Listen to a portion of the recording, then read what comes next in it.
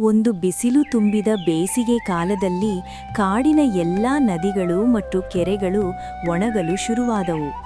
ಪ್ರಾಣಿಗಳು ನೀರಿಗಾಗಿ ತತ್ತರಿಸುತ್ತಿದ್ದವು. ಆ ಕಾಡಿನಲ್ಲಿ ಗಜರಾಜ ಎಂಬ ಆನೆ ವಾಸಿಸುತ್ತಿತ್ತು. ಅದು ದೂರದ ಕಡೆಗೆ ಹೋಗಿ ಒಂದು ಚಿಕ್ಕ ನೀರಿನ ಗುಂಡಿ ಕಂಡುಹಿಡಿಯಿತು.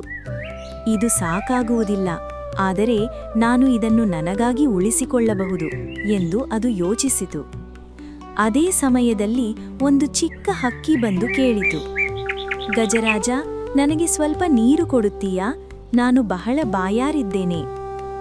ಗಜರಾಜ ಒಂದು ಕ್ಷಣ ಯೋಚಿಸಿತು.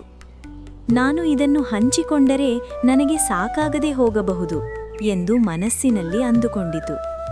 ಆದರೆ ಹಕ್ಕಿಯ ಸ್ಥಿತಿ ನೋಡಿ ಅದಕ್ಕೆ ಕರುಣೆ ಬಂತು. ಸರಿ, ಕುಡಿ ಎಂದು ಅದು ಹೇಳಿತು. ಹಕ್ಕಿ ಸಂತೋಷದಿಂದ ಸ್ವಲ್ಪ ನೀರು ಕುಡಿದು ಹಾರಿಹೋಯಿತು. ಸ್ವಲ್ಪ ಸಮಯದ ನಂತರ ಇನ್ನೂ ಕೆಲವು ಪ್ರಾಣಿಗಳು ಬಂದು ನೀರು ಕೇಳಿದವು. ಗಜರಾಜ ಮತ್ತೆ ಯೋಚಿಸಿತು. ಆದರೆ ಈ ಬಾರಿ ಅದು ನಿರ್ಧರಿಸಿತು, ನೀರು ಎಲ್ಲರಿಗೂ ಸೇರಿದ್ದು, ನಾನು ಹಂಚಿಕೊಳ್ಳಬೇಕು.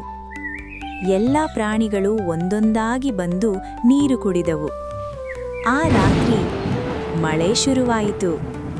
ಮಳೆ ತುಂಬ ಜೋರಾಗಿ ಬಿದ್ದು ಆ ಚಿಕ್ಕ ಗುಂಡಿ ದೊಡ್ಡ ಕೆರೆಯಾಗಿ ಮಾರ್ಪಟ್ಟಿತು.